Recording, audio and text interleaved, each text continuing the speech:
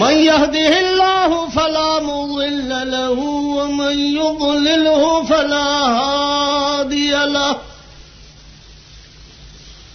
ونشهد أن لا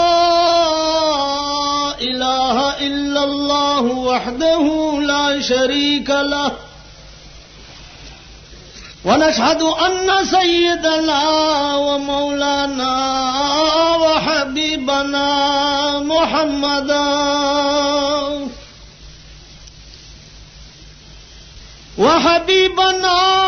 وشفيعنا وسندنا محمدا عبده ورسوله سيد المرسلين وخاتم النبيين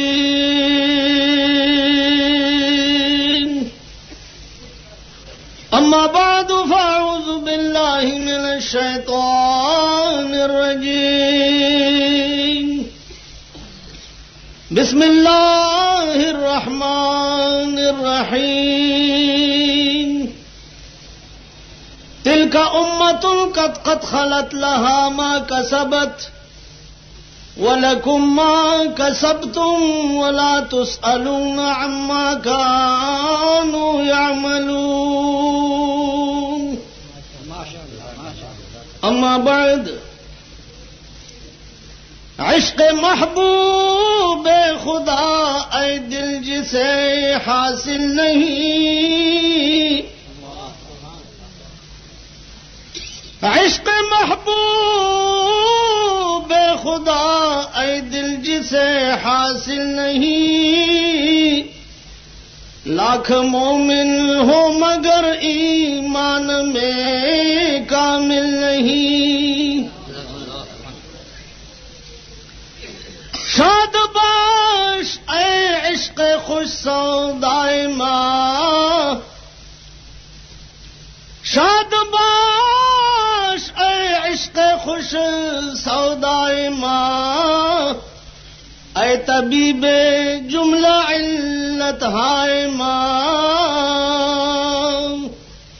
درود شریف ہوئے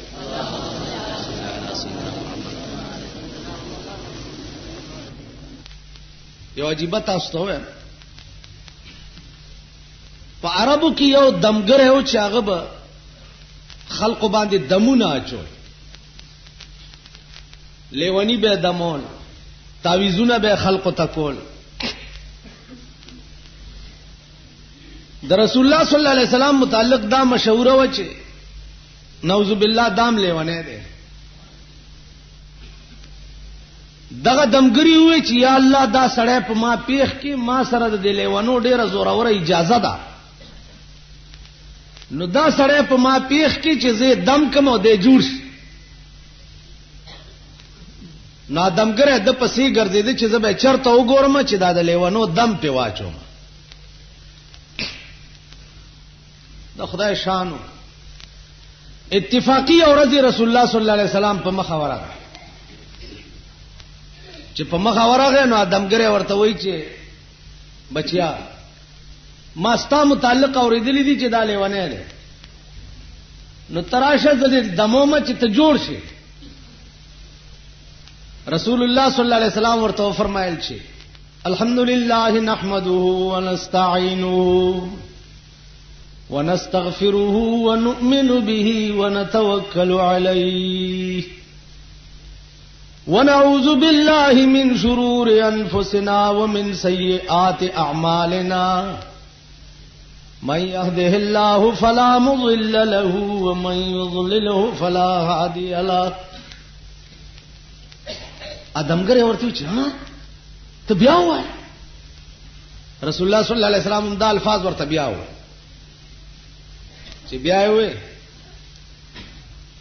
ادمګری ما وخت کې وای چې لا اله الا الله محمد رسول الله ما دې په خدای قسم ما دنیا لیدلې ده دنیا او د دنیا لیونی ما دم کړی دي ما د لیونی د خلینو داسې کلمات نه دی اوریدلی دا کلمات یا د خدای کې دی شي او یا د خدای د پیغمبر کې دی شي دا کلمات د لیونو نه عزیزانو عرض میں داو چې هغه کومه حربه وا چې خلقو نه استعمالولا چې دا قرآن چې دی د خدای کلام نه دی. قرآن کریم یو اعلان وکړ چې خدا تاسو وایي چې دا قرآن د خدای کلام نه دی. نو وَإِن كُنتُمْ فِي رَيْبٍ مِّمَّا نَزَّلْنَا عَلَىٰ عَبْدِنَا فَأْتُوا بِسُورَةٍ مِّن مِّثْلِهِ. که تاسو په شک کې په دې خبره کې چې دا قرآن د خدای کلام نه دی، شکم دی، نو خدا فَأْتُوا بِسُورَةٍ مِّن مِّثْلِهِ، راوړه یو سورت د دې قرآن په شان. وړو کې سورت په ټول قرآن کې انا اعطیناک الکوثر ده. یو سورت په قرآن کې داسې پیدا کی لکه د قرآن چې دی تاسو به حق بجانب یې چې قرآن د خدای کلام نه دی. یو عربو کې خود شعر او شاعری او د ادبیت شان ډیر اوچت، بے حد ډیر اوچت عربو کې، او بیا د عربو شاعران دنیا به په بل اړول. لن درته عربو کې دو جنا کوي وي، داغي پلار او داغي پلار شاعر او ابو نواس نامه ہے، امرؤ القیس نامه ہے، او نور شاعرانو پاغه زمانہ کې ابو نواس وغیرہ عام ډیر لوی لوی خلقو. خدای امرؤ القیس چې د شهرت ډیر شوی، دنیا به د شعر ته غوږی خو، دنیا به د کلام ته غوږی خو. دا نور شاعران چې د دوی ور سره کینه او حسد پیدا شو چې دا څنګه پرون را پیدا شوی دی او نن چې د ټوله دنیا د منی او مونږ اډو څوک په سړو کې نه اچي ورازي چې مړی کو. امرؤ القیس راونی ونه هغه ورته وی چې زما یو دوه لونه دي، هغه ته به زما یو پیغام ورسوي. ویلې بالکل وعده ده. وې زما چې مړ کې او زما کور تلار شي نو زما لونو ته بدا وای چې یا بنت امرؤ القیس، یا بنت امرؤ القیس ان اباکما، اے دوو لونو د امرؤ القیس په تحقیق سره ستاسو پلار. د دې الفاظو دا معنا ده. بعد دومره زمالونو ته وای نور تاسو خلاص. سړی مړ کو، کور ته رااله، لونو ته په دروازه کې आवाज وکړ چې یا بنت امرؤ القیس ان اباکما. لونه راوته او دا دواړه شاعرانی ونیو چې ویني ولی په تاسو زمون پلار وجلې دي. ورته مونږ تاسو پلار کم ځای ولې؟ مونږ خو یو شعر و تاسو په دروازه کې وینیو. پولیس قاضي ته حاکم ته پیش چې پیشو حاکم ورته ویل چې تاسو سره څه دلیل دی چې تاسو پلار د وجلې؟ اجینکو ورته مونږ سره دلیل ویلو، ویل دوی یو شعر ویلې دی، ا شعر دی دوی بیا وای نو اوس به خبره صفاش. اغي وی یا بنت امرؤ القیس ان اباکما. اجنکو ورته چې دا نیم شعر دی، د نیم شعر سره بل نیم بیت اډو جوړیږي نه سوا د دینه چې قد قتل فقاتل لداکما. شعر خود دا ویل یا بنت امرؤ القیس ان اباکما قد قتل فقاتل لداکما. و دې سره بل نیم شعر اډو جوړیږي نه سوا د دینه چې پلارم قتل شوی دی او قاتلان دغه دوړه ولاړ دي. کینی ول دا شاعران د ټول د عربو را ټول شي او دیړم بنی نیم بیتی سره د بل بیت جوړ کی نو دوی خلاص. کینی زمونږ د پلار قاتلان هم دي. عربو کې د دې شان فصاحت او بلاغت خزو کې داس خزو تر دې یو سړی د شاعر ابو نواس نامه بادشاہ ته ورننه وته. بادشاہ یو وینځه وا، هغه وینځه له د سرو زرو هار جوړ کړي او ډېر جوړه کړي سنگار کړي. د خیال کړي دی چې یاره دا بادشاہ هو دا وینځه ډېره خوخه ده، نو څه صفت دا غوینځه کړي دی چې ګوره کڅې راکړ. بادشاہ دغه په مزه کې داسې مستو چې دته اډوم نه کته. شیرونه میرونه یو کده خیال کړي دا د پخوانه دا قصه دا سره روانه. عرض مداو چې هغه ابو نواس د بادشاہ دا غوینځ ډېر صفاتو کو، هیڅ ورته ورنک او نه ورته وکته. دا ابو نواس بار راوته، د بادشاہ په دروازه ولیکل چې لقد زاع شعري على بابكم كما زاع عقد على خالصا. زاع ضایع نه ده، ضایع شو او بس شو. شیرونه زما ستا په دروازه کې بادشاہ. کما زاع عقد على خالصا، لکه چې تا بس کړه د د سرو زرو عامل د خالصي وینځ په غاړه کې. وینځله څوک د سرو عاملونه ورچي، لکه تا چې د عامل بی عزتی کړي د وینځ په غاړه کې، داسې زما د شیرونو بی عزتی ستا په دروازه کې وشو. سنتریان وکته چې دا شعر ابو نواس لیکل، لاړ دنه راپورټ کو چې ابو نواس خدا سے شعر لیکلو. بادشاہ ور شیراوی ني سي چراوی و دې چې دنه نه نواتو نو زاع عین بچرتم کا قتلې عین دا سلان دی خپل ٹھیک ده داسې نو دې چې نه نواتو نو د عین نه لاندې دا خپل داسې میټاو کړه. نو چې عین نه لاندې خپل میټاو کې نو پاس حمزه پاتې شي. خیالم کړی پاس حمزه پاتې شي. چې ورنه نواتو بادشاہ ورته دا څه دی لیکلی بار وسمې لیکلی څه ولقد زاع شعري على بابك. و بادشاہ سلامت ته پخپل لګوري چې بادشاہ د حسین را پاسه چراغه عین نو حمزه کړي او د خلاندې ته خپواله و. بیا دا معنا شو چې لقد زاع په تحقیق سره خوند وکړو شیرونو زما ستا په دروازه کې لکه خوند کړي امیل د سرو زر استاد وینځي په غاړه. عقل دی حد تر رسیدل او د عربو په دې خبره پوهیږي. یعنی یو عین نخپی والو سره به دنیا په بلا واړولا. دا د دې قماش دنیا او عرب موجودو، خو د قران مقابله چاو نه کړی. چې یو سره او خر ساتل نو پاغه خرب هغه غریب مزدوری کوله. چرته سره چلوله پټوتنو په سره کې یو ملغلره بیا مونتا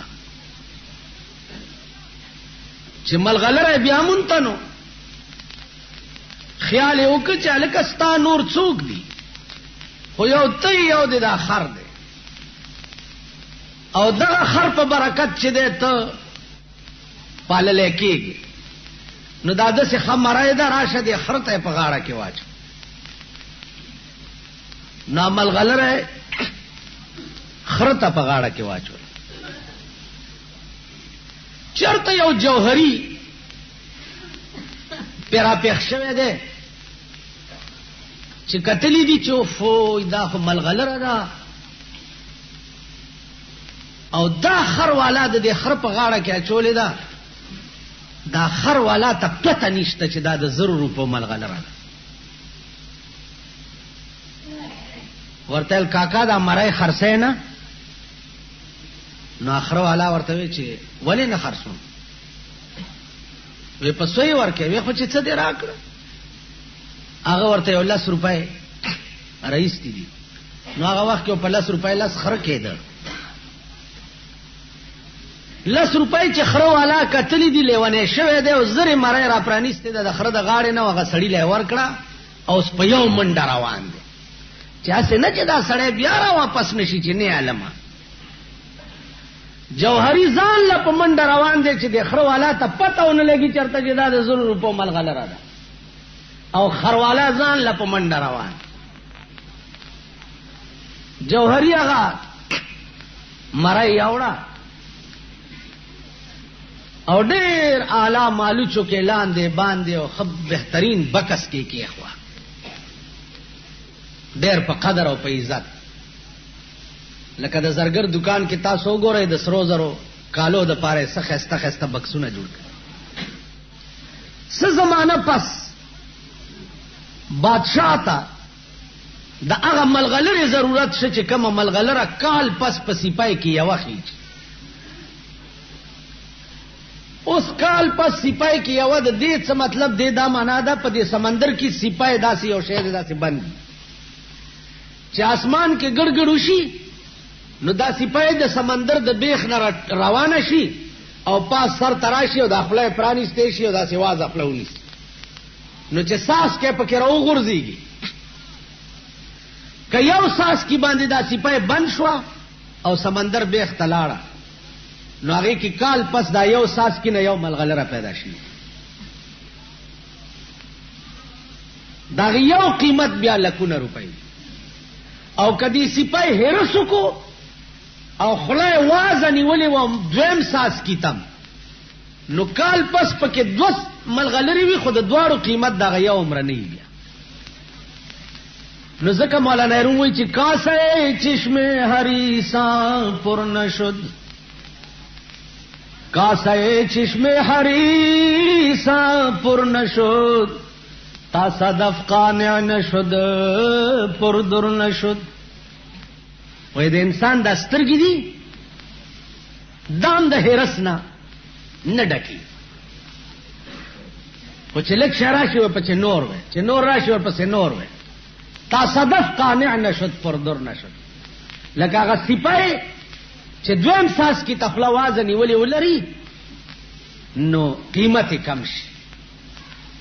زما عزیزانو بادشاہ وی چې ما ته ملغلره پکار ده خو هغه ملغلره پکار ده چې کما کال پس په سپای کې یووزي دی جوهری وی چې ما سره شتا منډه کړې دا او بکس راغسته ده چې پرانیسته ده چې ګوري ملغلره دوه ټوکړې پراته و ما تا و دی جوهری ورته وی چې بیړه دې تباش د خر په غاړه کې خروالا چولې وی نو نه ماته دي او چې ما په بکس کې دومره په عزت او مالوچ لاندې باندې نو ماته عمل غلره ورته وی چې زما بیړه مت با کوا جوهری بیړه ستا تباشه. خروالا کزه د خر په غاړه کې چولې ومنو خروالا ته دا پته نه و چې دا د لکو روپو مل غلره ده کله زه به خرته غاړه کې نه چول. نو اوس ما ته ولې شو ما ته زکه شم چړه مې اوچاو دو چې تا ته زما قیمت معلومو او په دومره سپک قیمت ته واغستم په 10 روپے. که خروالا زه د خره غاړه کې هم هغه ته زما قیمت نه معلوم تا ته پته و چې دا دومره اعلی او چت شی دی او بیا دې په دومره سپک قیمت واغست. اهل مکه او اهل مدینه کې اختلاف پریوت. امیر بچو کی د رسول الله نرستو د مدینه خلق وی چې زمون ملک دی زمون وطن دی تاسو د مکې نه مهاجر راغلی یی تاسو څه کار دی امیر به زمونږی د مدینه د خلق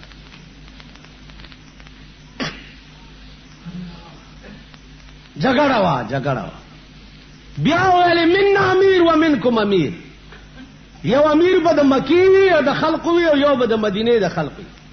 ابو بکر صدیق پاسه دی هغه کې دی یو حدیث واوري د رسول الله صلی الله علیه وسلم یو حدیث واوري قال رسول الله صلی الله علیه وسلم الائمه من قریش. رسول الله صلی الله علیه وسلم فرمایلی دي چې امام چې دی ابد قریش نه نو اهل مدینه او تاسو قریش نه یو د پیغمبر حدیث. اهل مدینه وې چې اقال رسول الله هكذا رسول الله صلی الله علیه وسلم دا ویلي هغه والله قال رسول الله هكذا دا د پیغمبر حدیث. اهل مدینه را پاسه ده او وی چې پیغمبر ویلی دی چې امام به د قریشو نه نو ابو بکر په قریشو کې تانه لوی او چت ببل څوک لاس ورکو دغه په لاس بیعت یو څو صحابه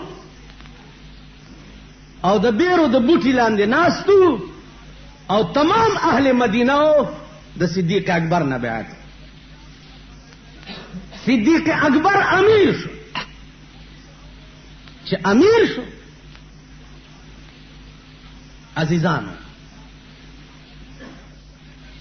رالو سباش صادرونه په وګا چولی بازار ته روان عمر فاروق ورته چرته زی وې دا صادره خرڅوما چې بال بچ لپه سوړه والا هغه ورته ته خو امیر شو د تمام عربو او صادره څنګه خرڅه په بازار ورته امارت په خپل ځای دی او بال بچ له روټای پیدا کول په خپل ځای روټای به پیدا کم بیا به د قوم خدمت کوم نو خزانه ته بوت بیت المال ته بوتلو پاوړې د سړی په سر د امیر المؤمنین کور ته مقرر پاوړه امیر المؤمنین دغه توای بیا ورته خزه وای چې انار ته مړ کیږي وی پیسې نشته دا ستا په نامه چې کوم وړ راځي په نیمه خېټه یو څو ورځې روټۍ وخورو دا وړه بچ که دا به خرڅ کم طالبه په انار راوړ اته ورځې هغې په نیمه خېټه روټۍ وخوړه یو سیر وړی ابوبکر له ورکړه هغه یې وړه واپس بیت المال کې داخل کړه ماښام کور ته راغی وی انار وی بیبي انار خو له څه کوې استا وړه مې بیت المال کې داخل کړه او آرډر مې وکړو چې دین آباد زما د خزې په نوم باندې نیم پاوډر را لېږئ معلومیږي دا چې زما خزه په نیمه خېټم گزاره کولی شي نظام اسلام دې ته وایي قرآن کریم نسخه وه د کجورو په پاڼو لیکلی شوې وه د اوسای په سرمن لیکلی شوې وه د اوښ په دې کوب کې یو پلن غوندې اډوکی د پاغي لیکلی شوې وه دا نسخه د سردار کونین نه رستو د قرآن پرته وه یو غزا وشوه پکې ډېر قاریان شهیدان شول حضرت عمر راغی او ابوبکر صدیق ته وویل چې دا د قرآن نسخه به په یو ځای کې را جمع کو او بیا لیکو دا قاریان شهیدان کیږي هسې نه چې دا نسخه ګډه وډه نشي ابوبکر صدیق ورته وایي چې استغفر الله په خدای مې دې قسمی که زه هغه کار وکم چې کم کار پیغمبر نه کړی پیغمبر په یو ځای کې نسخه جمع کړې نه وه نو زه هغه کار څنګه وکم چې کم پیغمبر نه کړی دې ته وایي نظام اسلام چې د قرآن نسخه یو ځای کې را جمع کولم چونکې پیغمبر نه دی ویلي او هغه نه دی کړی نو زه ورته نه لاس کوم بیا ورته ابوبکر وایي چې بچیه زه چې مړ شم نو دا د بیت المال 15 سیزونه دي زما په کور کې دا 15 واړه په منډه یو سو عمر فاروق ته داخل کا سٹور کې جمع کا زه چې مړ شم د بیت المال شی زما په کور کې حرام دی ځکه چې خدمت به منقطع شي چې خدمت منقطع شي د بیت المال مال د هغه چا دی چې څوک د قوم خدمت کوي څوک د قوم خدمت نه کوي د بیت المال مال هغه د پاره حرام دا دې ته وایي نظام اسلام د نرستو د یو څو کسو په انتخاب عمر فاروق امیر شو چې امیر شه څو ورځې تېرې شوې باغ کې ناست دی کمیس ته ټاکی ګنډي د مصر سفیر راغی تپوس یې وکړه چې این خلیفۃ الاسلام د اسلام امیر چرته دی خلک ورته دي نه مخامخ د کجورو د پاڼو په پوزي ناست دی او کمیس ته ټاکی ګنډي چې دی ورغی عمر فاروق ورته داسې وکته خو چې وی کته نو هغه باندې لړزه ولګېده، پا سفیر لړزه ولګېده. عمر فاروق ورته تعال لا تخف، راشه یریګه ما. ولی ورته زه سفیر ام صاحب دا کاغذات مې راوړي دي، خو یو عرض کوم چې د مسلمان قوم داسې امیر وي والله که تر قیامته په تنزل کې پرې ناس پزمکه کمیس تټاکای ګنډې او د سترګو روب دې داسې دی چې والله په ما دې لړزه راوست خالی په کتو. اوس مونږ ته چې څوک ګوري لړزه به پې راشي. مونږ خو داسې څیزونه یو لکه یو درې څلورې جړاګان، نو خپلو کې صلاح وکړه چې راځئ دا ټول خلک شوکې کوي، لارې شوکې، دا مونږ څه بلاوالي یو. نو یو درې چې دی په جوارو کې پټ ناست دي او یو یې په لار کې کینولی چې څوک راشي 13-19 مونږ ته آواز وکړه به در به شو به شو کوو. په دې کې یو خروالا پې راغلی کلالو لوښي خرڅ کړي او لخته ورسره وه. چې راغی دا اجړا ورته وایي چې کلال کاکا وی ودرېږه. وی ولې؟ وی مونږ غلیو لار شو کوو. هغه چې خبرې اورېدلې چې وایي دا خو اجړا دی، بس هغه د خره لخته خو ورسره وه که نه چې تړاک شو په دې غوږ یې وویل ودرېږه. منډې کې هغه نورو جړاګانو ته اواز کوي خورې راوځئ. هغې وی څه دې وکړه؟ ویل ویې پېژندو. مونږ یې پېژندلي یو. تاسو پوه شوئ؟ مونږ یې پېژندلي یو. مونږ سترګو ته هم چې څوک وګوري نو پې لړزه به ولګي. دې ته وایي نظام اسلام، دې ته وایي نظام اسلام. یو ښځه راله او شکایت یې وکړو چې عمره دې خوا راشه. عمر فاروق ورته را پاسېدو، لارې له ورته را نظام اسلام درته ښیم. په منبر ولاړ دی خطبه وایي، یو غلام را پاسېدو دې ګریوان نه ونیو منبر نه لاندې را کوز کو. ورته ویل ولې بچیا؟ وی دا د پیغمبر منبر دی، ته په دې خطبه نه شې ویلی. په دې به هغه څوک خطبه وایي چې په چا کې عدل او انصاف. ته ظالم یې. وی چې ولې؟ وی په مال غنیمت کې صادرې راغلې وي، مام ته کمیس جوړ کړی او تام ته جوړ کړی، زما کمیس لنډ دی او ستا اوږد دی، معلومیږي دا چې تا ځان له 2 صادرې ساتلې. نو تا امیر المؤمنین نه، ته ظالم یې. حضرت عمر لاندې ولاړو، دنیا ناسته ده په مسجد نبوي کې، او زوی راوغوښتو چې بچیا زما دا کمیس اوږد ولې جوړ دی؟ پلاره ما یو خپل صادرم تاله درکړی. چې غلام ته دا خبره وکړه، ورته زه اوس وخېږه منبر ته خطبه شروع کړه. دې ته وایي نظام اسلام. ته به د نظام اسلام په ملک کې یو سپۍ ته وایې چې دې خوا راشه، یو بابو ته به جواب بابو صاحب دې خوا راشه. ابو غیره دې بابوګانو اکثر دا چشمې داسې چولي په دې ځای دې خوا راشه. چپړاسي ته دا څوک دی؟ پاگل بچی. بابو صاحب لږ بار راشه. او به وایي ویلی شئ نظام اسلام دې ته وایي چې امیر المؤمنین ته وایي چې عمر فاروق دې خوا راشه. په منډه والا را ماشوم یې غېږ کې ورته له عمره په دې مې پوهه کا چې دا قرآن یوازې زمونږ دپاره قانون دی او که ستا هم دی. عمر فاروق ورته ویل دا هر چا دپاره دی، هر چا دپاره. وی هر چا دپاره دی. وی زما د هغې کې ستا امانت دی، ستا زوی ما سره زنا کړې دا د هغې نه پیدا. وی چې ښه وی زه بي بي په مخه دی ښه. کور ته راغی او زوی د سر نه راونیو، دیوال سره ډغرې ورکړې او جلاد یې راوغوښتو. وی زما قانون دا دی د قرآن چې زنا چا وکړه او واده شوی نه 100 دورې ووهئ لګوي. جرګې وویلې چې عمره ستا دا زوی قرآن کور ته راغی او زوی د سر نه راونیو، دیوال سره ډغرې ورکړې او جلاد یې راوغوښتو. وی زما قانون دا دی د قرآن چې زنا چا وکړه او واده شوی نه 100 دورې ووهئ لګوي.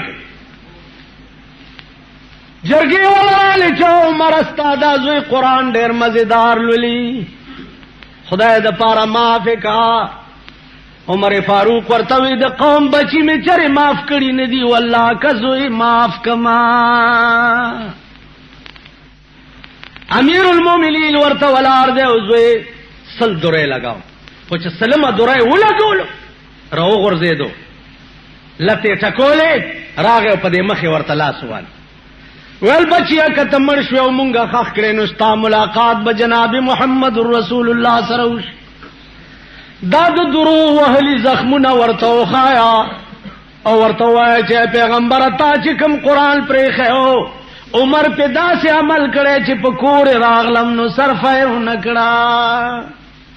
لکه سات چې تیر شه انا لله و انا الیه راجعون. دیتا وی نظام اسلام دیتا نوی نظام اسلام چې ملک ټول د غلو ډیپو دی تر اوسه یو غل نه لاس غوڅ نشو. ملک ټول د زنا ډیپو دی تر اوسه یو زناکار سنگسار نش. ملک ټول د شرابیانو ډیپو دی ملک ټول د شرابیانو ډیپو دی یو شرابی په درو نه والے شو. دیتا وی نظام اسلام چگی نہیں صاحب یو بد حال جوڑ نظام اسلام او نظام اسلام او نظام اسلام چې د خلق وړو د خلینه بوټو زړه کلیجیان خلق الټی کړي چې دا نظام اسلام دې څه شي. دا نظام اسلام بیا د عمر د مرګ نه وروسته عثمان ذی النورین خلیفہ شو. عثمان خلیفہ شو سازش ورته جوړ شو په کور کې بند فوج او پولیس او دا ورته رااله چې څوک مړی کو توري پیو چلو. امیر المؤمنین عثمان ذی النورین ورته وی چې کم کار پیغمبر نه دی کړی ځنه زما ځان دی لار شي خو د دوی ځان دی بچ.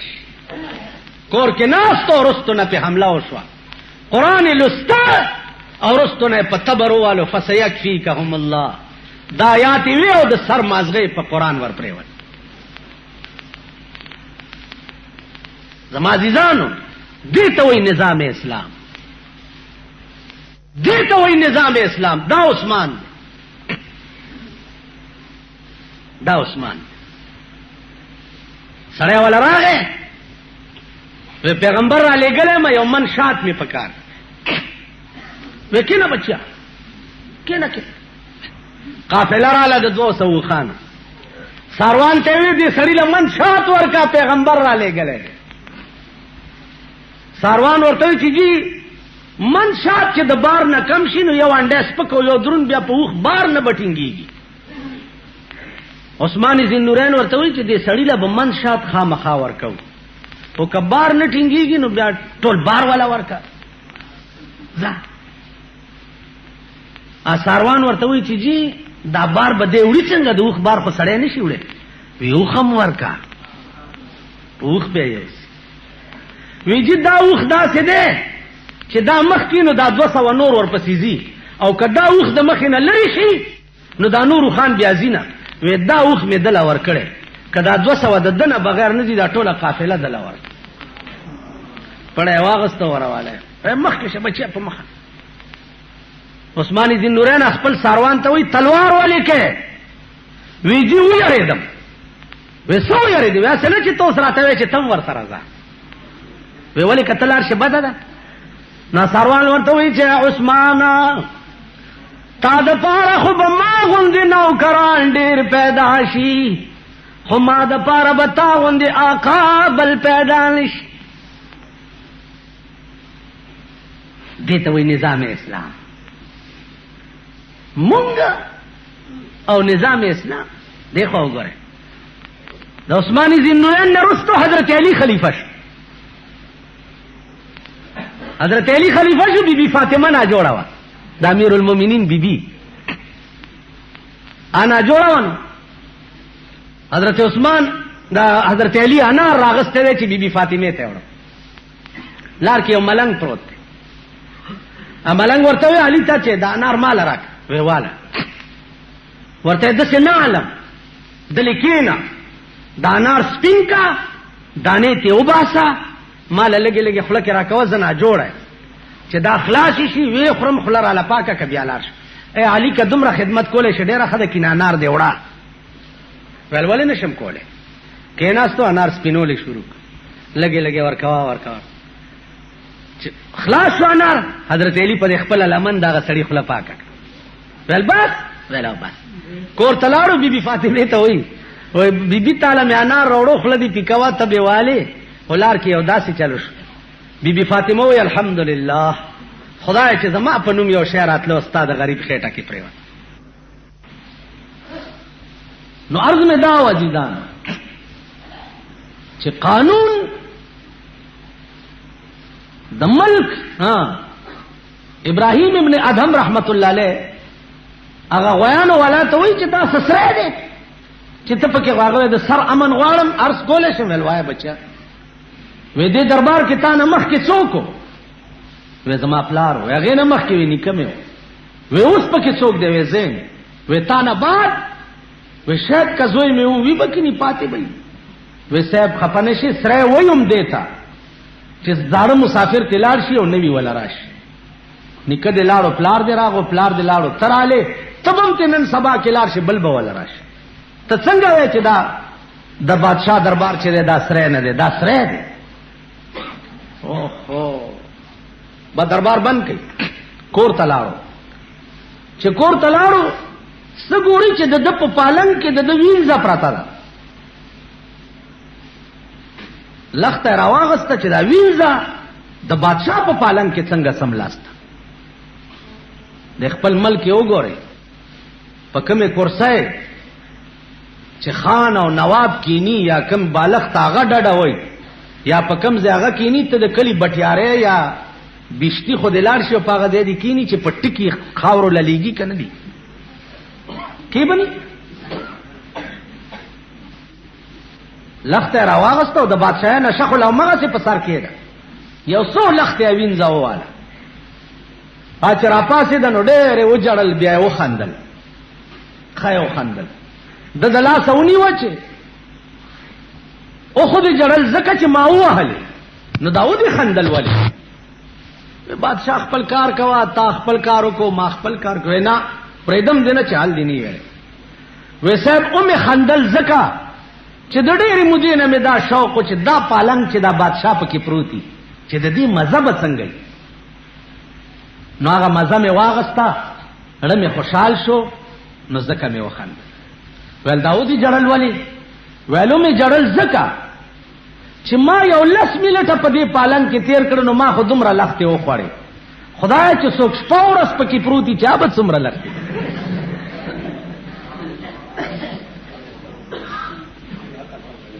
عزیزان بادشاہ وې والله رښتیا دی پاتشاہي پرې خو روان شو یو بالغ ته یو کټوره ځان سره واغست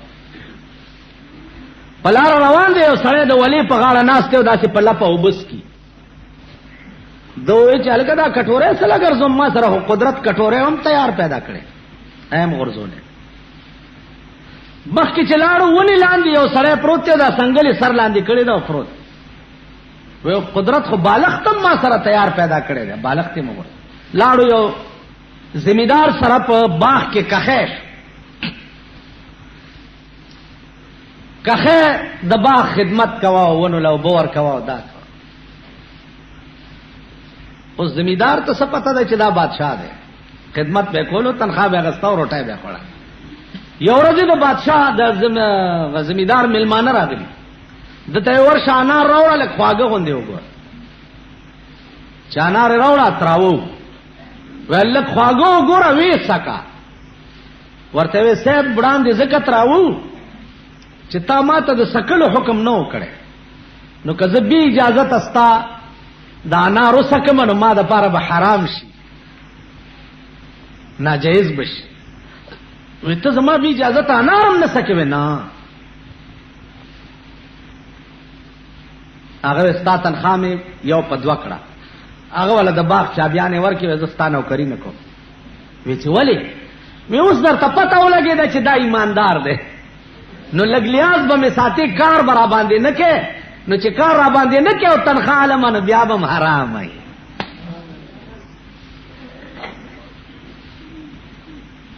کار را باندې نه کې او تنخوا علمه، بیا به م حرام وي. لاړ بیت الله شریف، لرګي به چرته راټول که په کوڅو کې په غرونو کې به خرڅ که، روپیا تانې به پیدا کې، د 2-3 ورځو کجوري او ستوان به پې واغست او وخت به پې تېرولو، د بیت الله طواف به. سهار ټیم دی، دی لګیا دی طواف کوي، او یو زلمی هلک دی هغه هم طواف کوي، چغې وایي لبیک اللهم لبیک لا شریک لک لبیک لبیک اللهم لبیک. دیم لگیا دے اصل میں پاس د بیت اللہ د پاس نا آواز شو کہ لا لبیک، موے لبیک لبیک، ستا آواز میں نہ دیکھوا.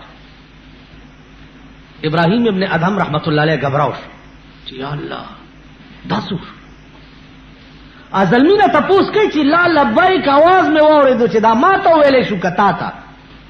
ازلمی ورتلو کاکا جان لسکالو شو چې د دې کور نه تاوېږما، زه ویم چې لبیک، پاس نه راته آواز کېږي چې لا لبیک.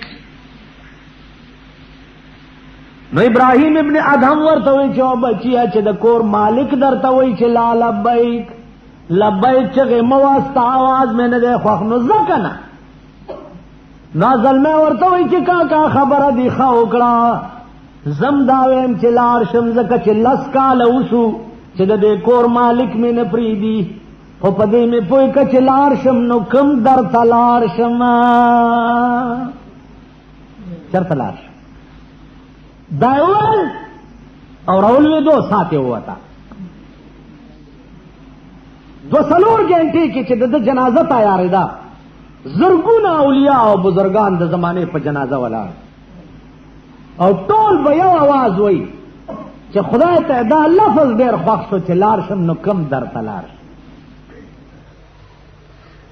عزیزانو عرض مې دا و چې دې ځمکې لاندې هر شی شته، هر شی شته، جنت هم شته او جهنم هم شته. جنت هم شته. علماء لیکلي چې عیسی علیہ السلام یو مړی را ژوندی کړ، ورته وی زما د قوم ته ووایه د ځمکې لاندې څه چل دی. هغه ورته صاحب خبر نه یم، خو زه چې مړ شوم خلکو چې خښ کړم نو د ښي طرف نه یو کړکۍ وشوه، یو سړی راغی لاس یې راکړ رانه لاړو، بل راغی لاس یې راکړو رانه لاړو، بل راغی لاس. ماړه کې خیال وکړو چې ته په یوازې دلته څه چل کې، خو ته موځه. وی پا کړکۍ ورپسې زه ووتم، چې ووتم څه ګورم چې یو ډېر ښایسته باغ دی، باغ دی، او هغه باغ کې ولې بیږي او ډېرې ښایسته ولې بیږي. وی مازدیګر ټایم دا یو بله مسله واوره، کم سړی چې مړ شي که هر ټایم یې خښ کي، خو په قبر کې هغه باندې زیړی مازدیګر وي. نو دی وایي چې ما مټې اونغښتې چې دا ولې بیږي او دس کومه چې مونځ قضا نه شي. وی په دې کې یو جینۍ راله او زما په دې ملا لاس کېښوی چې څه کوې؟ ما چې اودس کوم. وی راته وی چې دا د منځونو ځای نه دی، منځونه د دنیا کې چې څه کړي دي بس هغه کافي دي، دلته به اوس مزې کې. وی ما داسې ټیله ورکړه چې منځ نه مې څنګه بندې. وی چې ما داسې که د هغې غاړه کې هارو، هغه هار وشلېدو، چې هار وشلېدو. وی ما ورته وی چې اوس خو دې خدای که راته وی جینۍ چې اوس خو دې نه پرېږدم، دا هار به جوړی راتنواله به دې پرېږدم. وی د تار یو سره غي ونیوو، یو ما ونیوو، او مرایم پکې پیرلې او خبرې اترې کولې. وی هارم لا پیرلې نه و چې تا آواز وکړو، زه راووتم. عیسی علیہ السلام داغه تاریخ چې معلوم کو سلور زرا کال شي او سلور زرا کال کې هار څنګه نو پیرله او دوی پوي ولی نو مولانا وی ہزار عیش تصدق کو نمز قطرے غم ہزار عیش تصدق کو نمز قطرے غم کہ عیش خواب و خیال است غم ہمیشہ رفیق وہ زرگونا عیشونا دی یو ساس کی دا غم نہ قربان شي خوشحالی دا سدا لکه د خوب لید په سړی تیر شي او غم چې په یو منټ راشي دی وي تا خوشحال لا کلاوي زوی دیوی دیر سلوخ کال ژوندې په خوشاله اډو پويږي نه او چې په کوم ورځ مرشي ته د ځان تماشا و دا در سره فکر اډو نه چې سلوخ کال را سره خیر دې کنن مړ دې دا څوک وای نو غم داسې شه دې چې هغه نه تیریږي او خوشحالی ابل زرګونه کلونه تیر شي اډو پويږي بنه نو عیسی علی السلام ته وی چې زه اډو مجلس ختم نو چې تا आवाज وکاو زره وته زما عزیزانو دا معجزه و د عیسی علیه السلام مړی راځوندي کول ابرس باندې لاس وهل هغه جوړېدل مارغانو کی پوکې کول هغه الوتل دا معجزه و د عیسی علیه السلام یو مړی باندې تیر شنو هغه आवाज کول وای مورې وای مورې وای مورې عیسی علیه السلام راځوندې کوې څه تکلیف دې درته صاحب په سخت عذاب کې نو مور ته څه چغي وهي وې مور ته زکه چغي وام چې دنیا کې ز ژوندې ما بچي وایو کړه نو مور به مې قربان راته وي نو داغه قربان سره به ټول تکلیف مان لاړو نو سم ډېر تکلیف کېم که چرته مور راته قربان आवाज چې عمر فاروق اوله شو حضرت علی ورته یو حکیم راوستو چې نیمه لارې تر ورسېد حکیم ته وځه حکیم صاحب خپل کور ته په مخه دی ښه وی ولې عمر وفات شو تا ته چا ویلې دو په دوه روان یو څه आवाज درته وشو وی بس مړ شو حل خو وی حل دا دی چې دا وګوره پردای چلای دا او پردی بوټي خوري لګیا ده حضرت عمر چې ژوند دی چې نو به دا جرأت نشو کولای چې پردی بوټي وخوري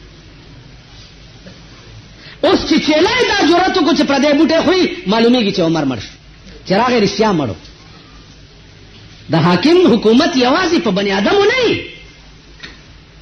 د حاکم ایماندار او دیانتدار حکومت چې په حیوانات او په زناورم وي زناورم پردی بوټي نه خوري چې عمر به خپه شي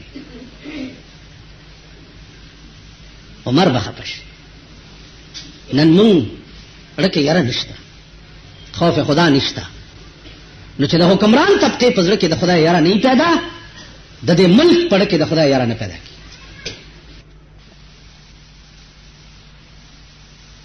حدیث کے راضی جناب رسول اللہ صلی اللہ علیہ وسلم فرمائی شہید وائی اغا چاہتا من قتل بظلم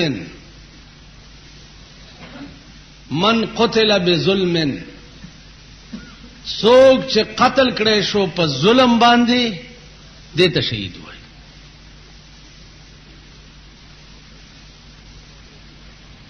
ظلم کی بیا ډېر اقسام دي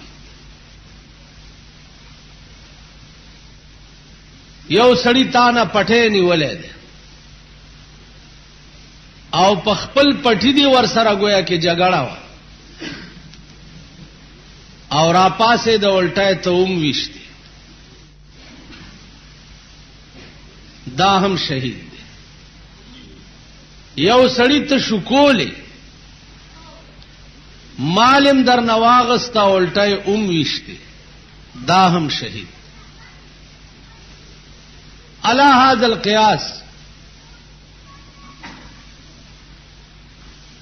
تعریف د شهید گویا دا دی چې سو قتل کړي شي په ظلم باندې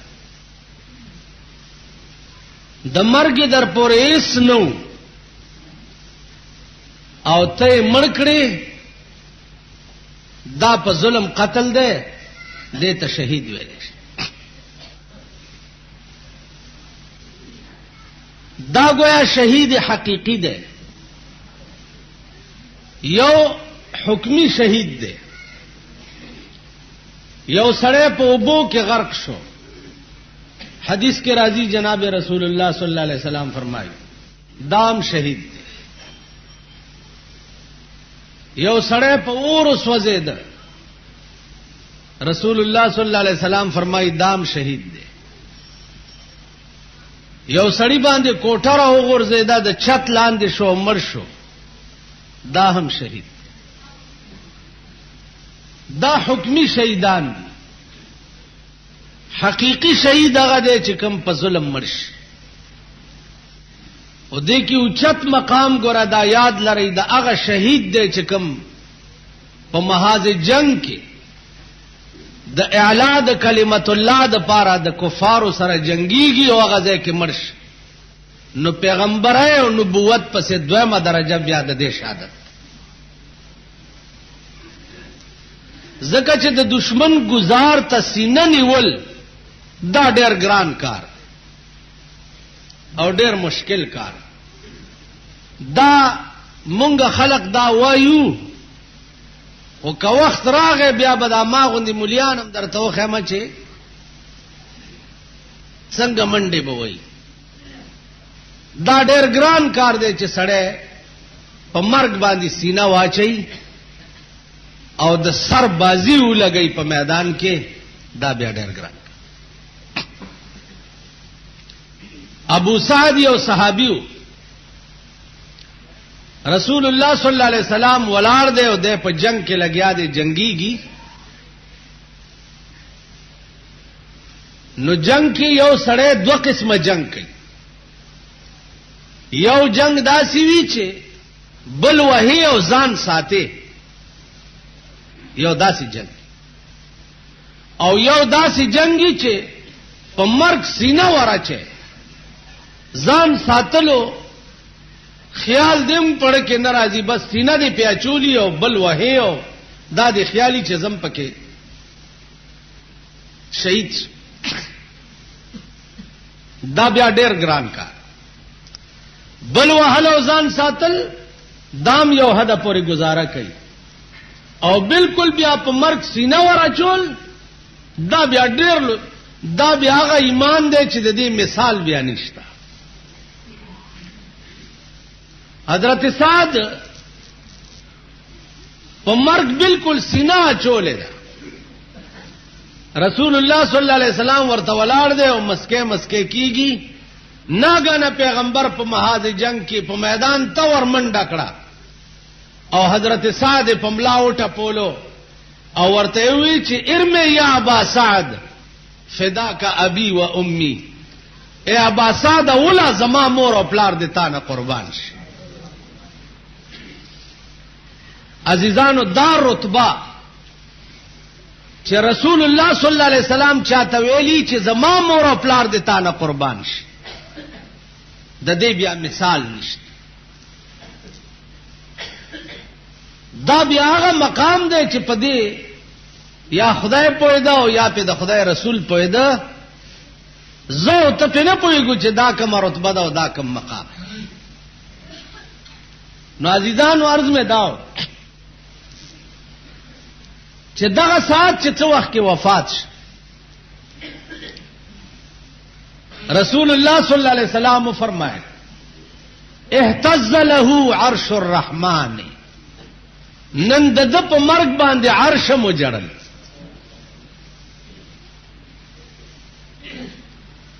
عزیزه څوک چې د الله د پاره په میدان کې ځان قربان کی نو پیغمبر وی اهتز له عرش الرحمن. نن د خدای عرشم د په مرګ جړاو. عزیزانو عرض مې داو ما تاسو ته 13 جمعه ویلي چې هیڅ پارشي کېشتا په خدای باور وکړي چې د سړی په مرګ باندې دیوالونه هم جاړي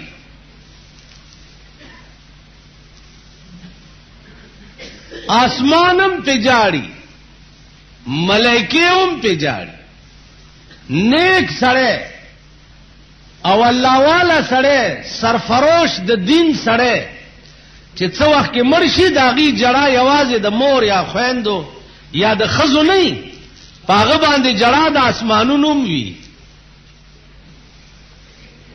قرآن کې راغلي دي چې د شهید روح چې اسمان ته ملائکې یوسي او دروازه وټکوي، څوک یې د فلانی روح را روان دی، د اول اسمان نه تر علیین پورې د ملائکو صفونه د هغه په استقبال کې ولاړ. زما عزیزانو عرض مې دا و چې جړه یوازې تیر ورځو کې ما تاسو ته ویلي چې منصور په حق او د استغراق مقام ته رسېدلی و، ان الحق ځان ته ووې ملیانو پانسی کړ چې د دل جنازه په کومه لاره وړاغه دیوالونو نم ان الحق आवाज راته د غاړې ته چې کومه رسایه چولې وه هغه رسایم ان الحق چغې وایي. خدای سره چې نزدېکت سړی پیدا کی نو بیا یوازې بنی آدم ورپسې نه جاړي، هغه پسې هغه ځمکه هم خپایي چې کومې ځمکې باندې دی ګرځي. عزیزانو اوس مونږ پسې به کومې ځمکې خپایي. ولې په مسلم کې تاسو دا روایت نه دی کتلی چې دا دنیا به ټوله لاړه شي آدم علیه السلام ته چې ته اول الناس ته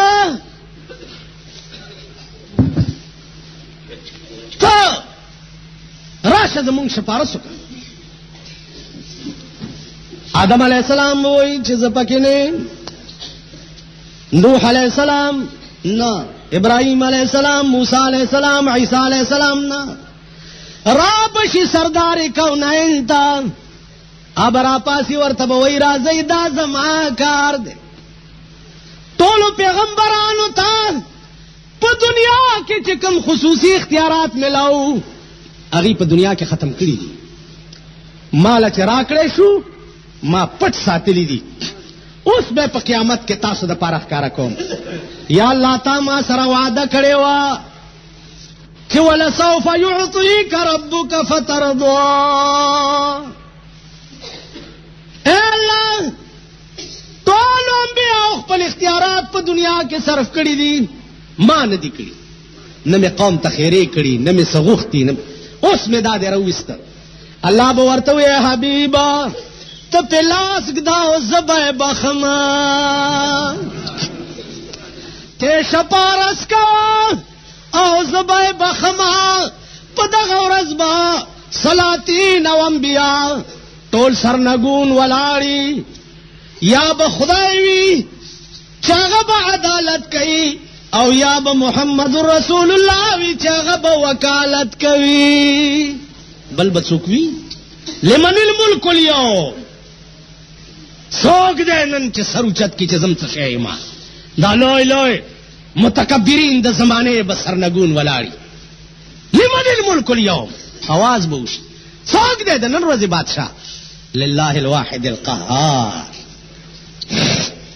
زما عزیزانو چې هر کله هغه ژوند چې کوم به ټول عمر وي او ټول عمر به وي هغه ځای کې به صرف د خدای ذات او شان اقدس د سردار کونین زمونږ په کار راځي، بل به هیڅوک. ټولې رشتې به منقطع شي.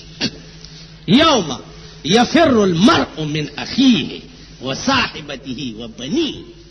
پلار به راشي زوی ته وایي بچیه لږ څه راکړه چې زما حساب کمی دی، وایي به زه خپل کار کوه که زما کم شو زه به څه کوم.